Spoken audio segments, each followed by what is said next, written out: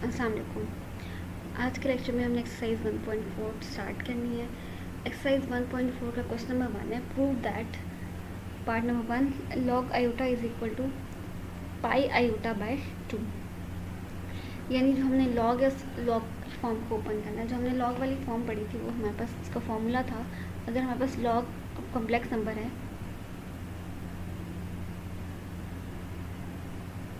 Complex number कोई भी हो सकता है, कोई जी कॉम्प्लेक्स नंबर है, तो उसका रिजल्ट हमारे पास होता है नेचुरल लॉग ऑफ उसी जी का मॉड्यूलस जो जी कॉम्प्लेक्स नंबर है plus iota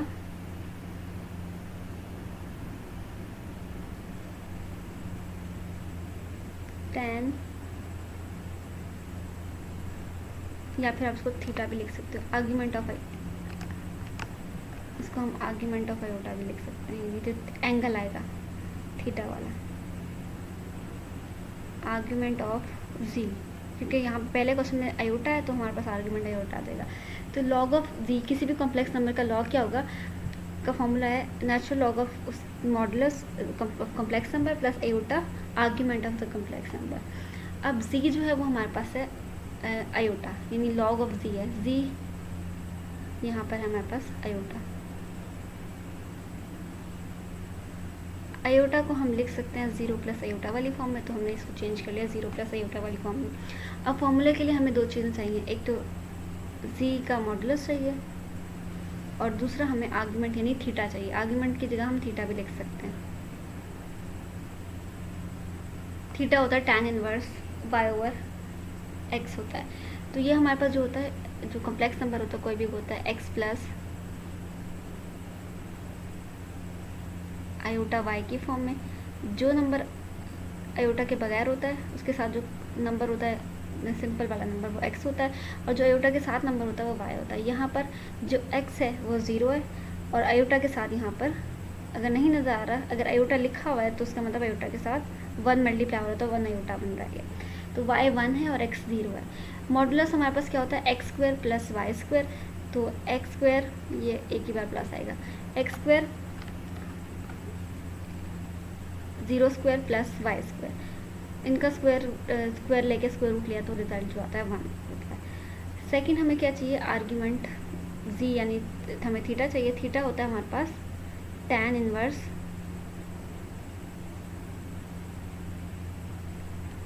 y over x. आप चाहो तो tan इनवर्स के लिए दोनों को cos और sin दोनों निकाल के फिर भी फाइंड आउट कर सकते हो, या फिर हम directly tan inverse y over x भी फाइंड आउट कर सकते हैं। क्योंकि हमारे पास यहाँ पर अगर हम tan inverse y over x निकालें तो y हमारे पास 1 है और x जो है वो 0 है। tan कहाँ पर हमारे पास अनडिफाइंड होता है, tan जो होता है वो 90 पर अनडिफाइंड होता है। 1/0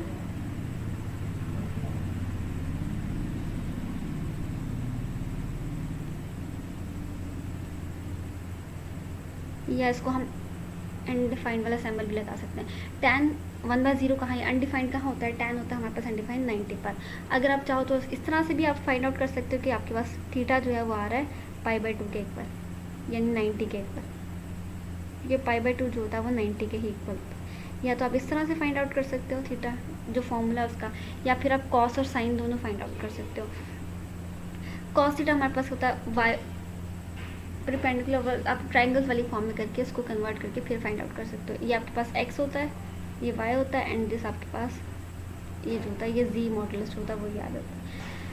ये आप कॉस आपके पास है 0, x जो है वो cos theta plus iota sine theta भी होता है, क्योंकि हमने फॉर्म पढ़ी हुई है कम्प्लेक्स नंबर की फॉर्म, वो हमारे पास cos theta plus iota sine theta और r उसके साथ आ जाता है। तो r हमारे पास 1 था, बाकी बचेगा cos theta plus iota sine theta, तो हमारे पास ये बन जाती है z is equal to r, हम लिखते हैं r cos theta, polar form में अगर हम इसको चेंज करें, प्लस आयोटा साइन थीटा।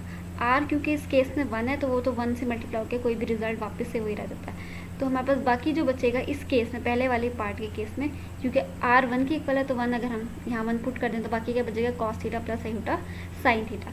तो यहाँ से अगर हम कंपेयर करें तो कॉस थीटा किसके इक्वल आ जाएगा, 0 के इक्वल, और आयोटा के साथ जो है साइन है, और वहाँ पे साइन किसके इक्वल है, 1 के इक्वल। तो हम यहाँ से भी कह सकते हैं cos theta 0 sine theta 0, cos theta को साइन थीटा पे कॉस थीटा को डिवाइड किया तो हमारे पास वापस से एंगल, यानी साइन 0 और कॉस 1 कहाँ पे होता है, 90 डिग्रीज पे होता है। 90 डिग्रीज पे आके साइन की वैल्यू जो होती है वो 1 के इक्वल हो जाती है और कॉस की वैल्यू 0 के इक्वल हो जाती है। तो यहाँ से भी हम जज कर सकते हैं कि जो एंगल है वो π/2 के इक्वल है, क्योंकि दोनों ही पॉजिटिव हैं, साइन की वैल्यू भी पॉजिटिव, मतलब कोई भी वैल्यू नेगेटिव पे नहीं जा रही। साइन कॉस 0 है और साइन 1 है, और वो हमारे पास हमेशा 90 डिग्रीज पर ही होता है।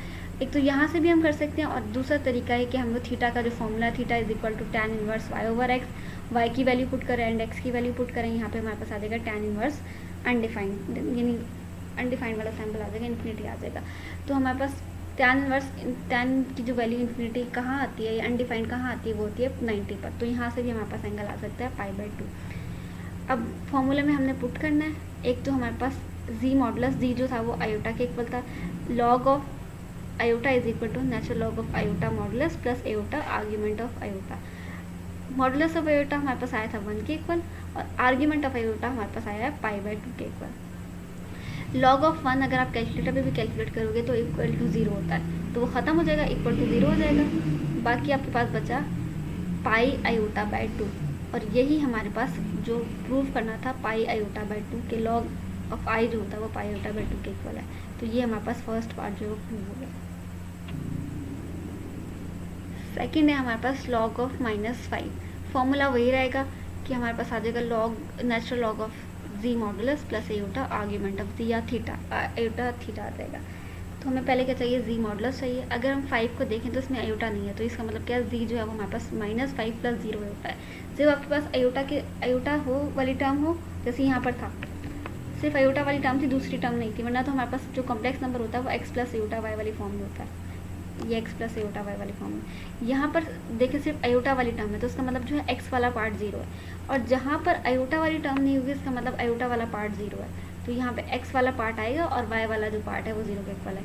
ये आ गया x + y आयोटा या x + आयोटा y। तो x हमारे पास 5 है और y जो है वो 0 है। मॉडुलस निकालेंगे तो x² + y² होता है, which is equal to 25, which is equal to 5, यानी हमारे पास z मॉडुलस आ गया 5। अब हमें सेकंड चीज़ क्या चाहिए, थीटा या आर्ग्यूमेंट ऑफ z। अब वापस से अगर हम इसको कंपेयर करें तो r हमारे पास 5 आ रहा है, तो cos थीटा अगर हम इसको पोलर फॉर्म में चेंज करें तो हमारे पास z किसके इक्वल आ जाएगा, 5, क्योंकि r जो है वो 5 है, r cos theta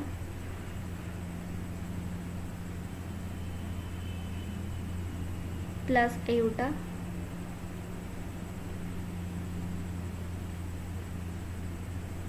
sine theta.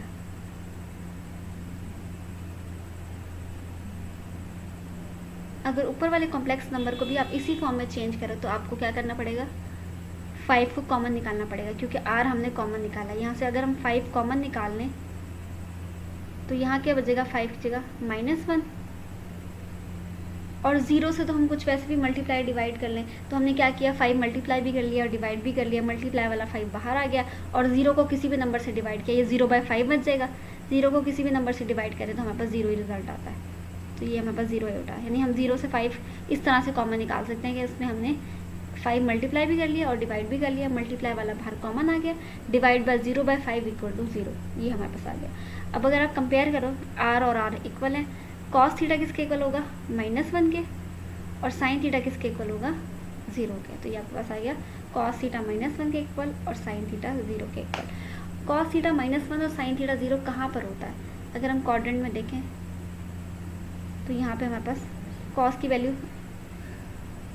Minus, यहाँ cos 0 पर अगर 0 डिग्रीज है तो cos की वैल्यू +1 होती है, ये 0 डिग्रीज है, ये π/2 है,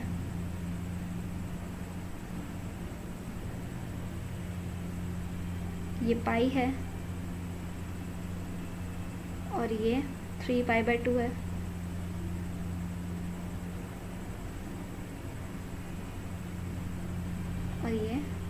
ये 2 पाई या 0 उसको हम एक ही कंसिडर कर लेते हैं, ये 2 पाई भी हो जाता है और 0 एक ही पॉइंट पर आ जाता है।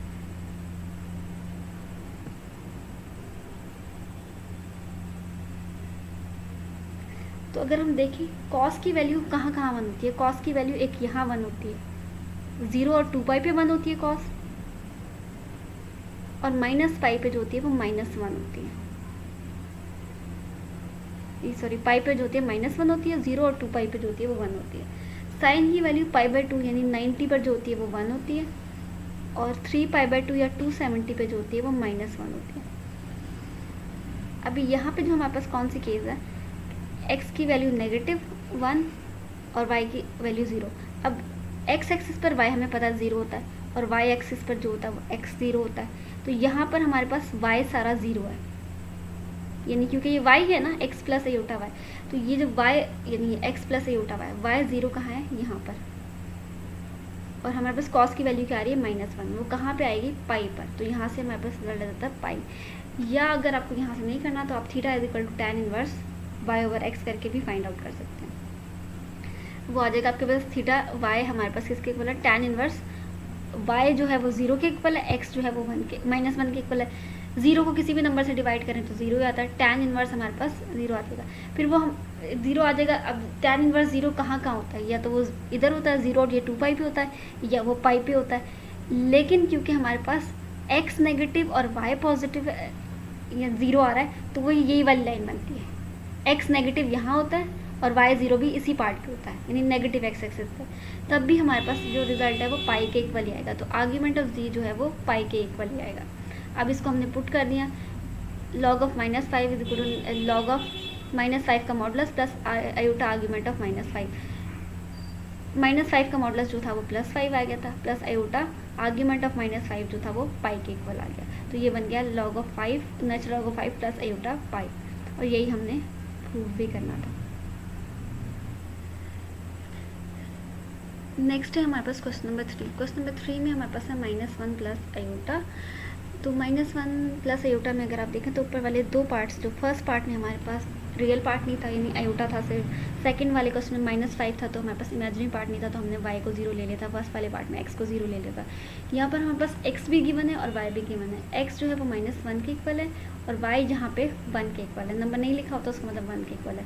अगर वो पार्ट अयोटा ही नहीं है तो उसका मतलब 0 के साथ है वो, लेकिन अगर अयोटा है और 7 नंबर नहीं है तो उसका मतलब है 1 है वहाँ पर।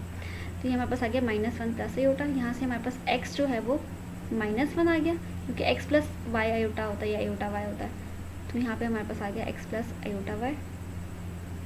x हमारे पास -1 के इक्वल है और y जो है वो 1 के इक्वल है।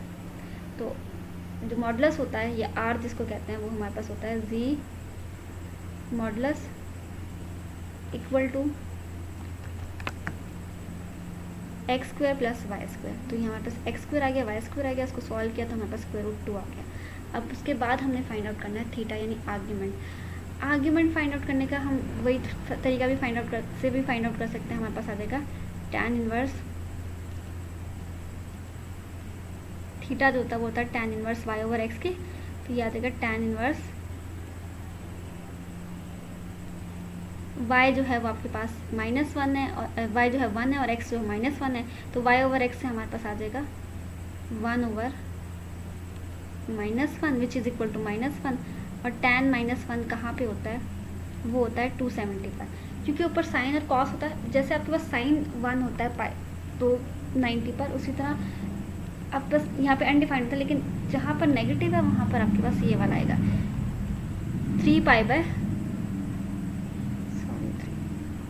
3π/4 पे आएगा, 3π/2 पर नहीं, 3π/4 पे आता है। 3π/4 होता है हमारे पास 135, क्योंकि जो tan पॉजिटिव होता है 1 के इक्वल वो 45 पर होता है, तो 45 यहाँ बनता है कहीं, तो 45 पर आपके पास tan जो होता है वो 1 के इक्वल होता है, और 135 जो होता है यहाँ पर होता है। अगर tan यहाँ 1 आ रहा है 45 पर, तो जो 135 पर उस पर आता है वो -1 के इक्वल, तो ये 3π/4 पर आपके पास -1 के इक्वल आएगा। tan इनवर्स -1 3π/4 पे होगा। एक तो आप इस तरीके से फाइंड आउट कर सकते हो। दूसरा तरीका आप कॉस और साइन फाइंड आउट करके देख लो कि कॉस की वैल्यू क्या आ रही है, साइन की वैल्यू क्या आ रही है, और उन दोनों से जज कर सकते हो।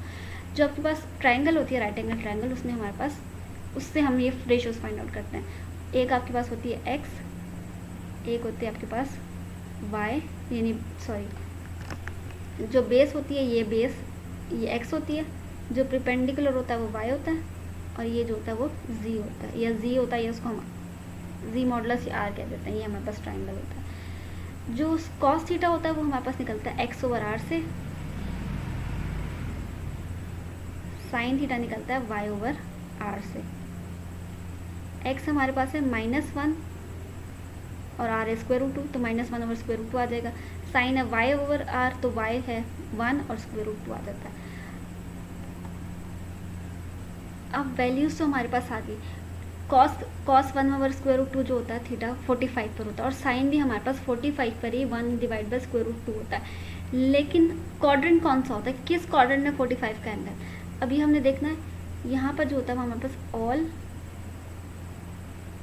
यहाँ पे साइन और कोसिकेंड पॉजिटिव होता है। फर्स्ट वाले क्वाड्रेंट में सारे पॉजिटिव होता है, sine cos tan cosecant secant cotangent सारे पॉजिटिव होते हैं। सेकंड वाले क्वाड्रेंट में जो होता है वो हमारे पास साइन और कोसिकेंड, साइन से ही कोसिकेंड निकलता है, साइन पॉजिटिव होता है, कोसिकेंड पॉजिटिव होता है, बाकी सारे नेगेटिव होते हैं।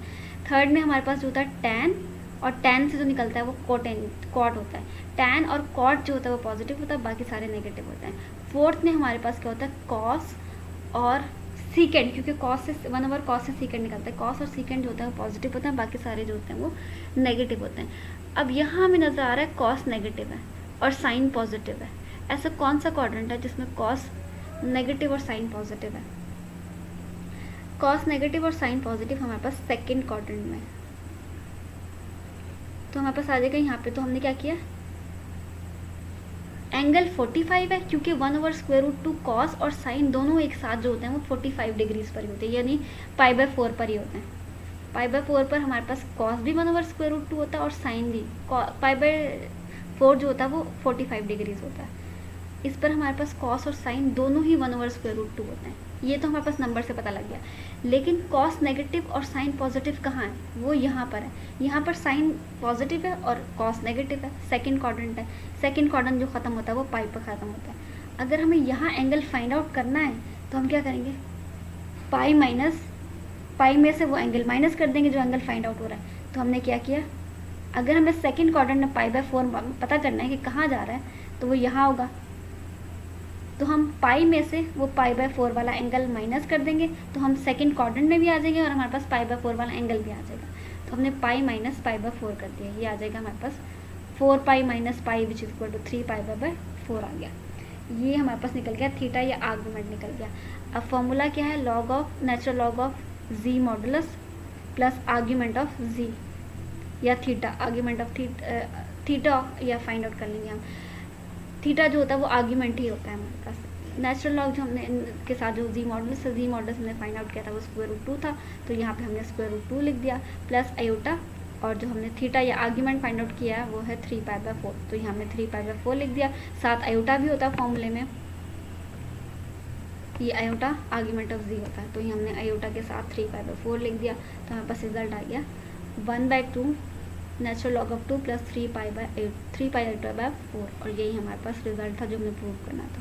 और ये जो हमने √2 था, हमने इसको, क्योंकि हमें रिजल्ट प्रूव करने में हमारे पास यहाँ पे √2 नहीं है, 1/2 लॉग ऑफ 2 है, तो उसको वो फॉर्म बनाने के लिए हम क्या करेंगे, 2 to raise पावर 1/2 कर देंगे।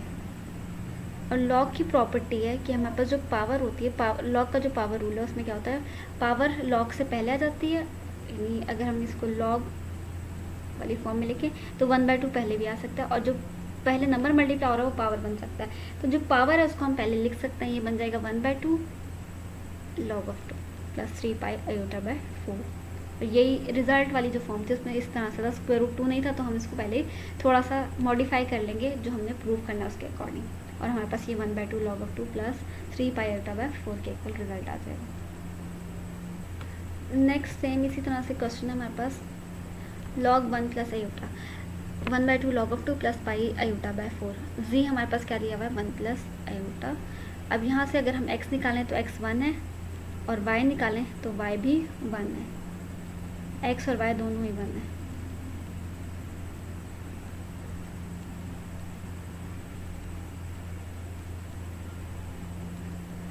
आर जो होता है वो जी मॉडुलस के इक्वल होता है, वो हमारे पास आ गया 1 प्लस एक्स का स्क्वायर यानी 1 का स्क्वायर प्लस वाई का स्क्वायर, 1 का स्क्वायर, 1 का स्क्वायर भी 1 होता है और वाई दोनों 1 के स्क्वायर 1 आ जाएंगे, तो स्क्वायर रूट हमारे पास आ जाएगा 2 के इक्वल, यानी आर जो आ रहा है वो हमारे पास आ रहा है स्क्वायर रूट 2 के इक्वल। थीटा जो होगा हमारे पास आर्ग्यूमेंट ऑफ जी आ जाएगा, थीटा आ जाएगा हमारे पास tan inverse y over x, y जो है वो 1 है और x भी 1 है, तो टोटल रिजल्ट आ जाएगा 1/1 विच इज इक्वल टू 1। तो tan इनवर्स यानी tan कौन सा एंगल पे 1 होता है, वो होता है हमारे पास π/4 पे। तो यहाँ से भी हम ये निकाल सकते हैं, या जो दूसरा मेथड यहाँ क्वेश्चन में गिवन है, हम कॉस और साइन दोनों निकालेंगे और उससे हम जज कर लेंगे कि कौन सा एंगल बनता है। कॉस हमारे पास होता है x over square r, x over r, और जो साइन थीटा होता है वो y ओवर आर होता है। 1/√2 1/√2, अभी पिछले क्वेश्चन में भी हमने यही डिस्कस किया कि 1/√2 और 1/√2 कॉस और साइन दोनों जो होते हैं वो 45 डिग्रीज पे होते हैं। कॉस की वैल्यू भी 1/√2 45 पे होती है यानी π/4 पे होती है, और साइन की वैल्यू भी 1/√2 π/4 यानी 45 पे होती है। एक तो हमारे पास नंबर तो आ गया 45, हमने कोऑर्डिनेट चेक करना है कौन से कोऑर्डिनेट में 45, कॉस भी पॉजिटिव है और जो साइन भी वो पॉजिटिव है। अब कौन से क्वाड्रेंट में ऐसा होता है कि साइन भी पॉजिटिव और कॉस भी पॉजिटिव हो, वो होता है फर्स्ट क्वाड्रेंट पे।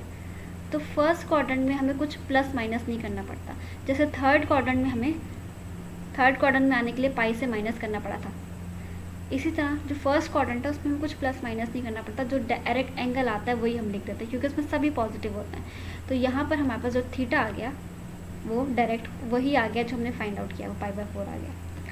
अब हम इसको पुट कर देंगे, हमारे पास फॉर्मूला है लॉग जी मॉडुलस आ जाएगा प्लस एटा आर्ग्यूमेंट ऑफ जी आ जाएगा। जी मॉडुलस जो था वो हमारे पास स्क्वायर रूट 2 आया था और आर्ग्यूमेंट ऑफ जी जो आर्ग्यूमेंट ऑफ -1 प्लस एटा π/4 आ गया। इस 2 को हम वापस से 2⁻⁴ में लिख देंगे, और 1/2 की लॉग की प्रॉपर्टी है कि पावर जो है वो लॉग से पहले मल्टीप्लाई भी हो जाती है और लॉग से पहले वाला नंबर जो है पावर वाली फॉर्म में भी जा सकता है, दोनों हो सकते हैं। तो यहाँ पे क्योंकि पावर है वो लॉग से पहले मल्टीप्लाई हो जाएगी, 1/2 log natural log of 2 plus π/4।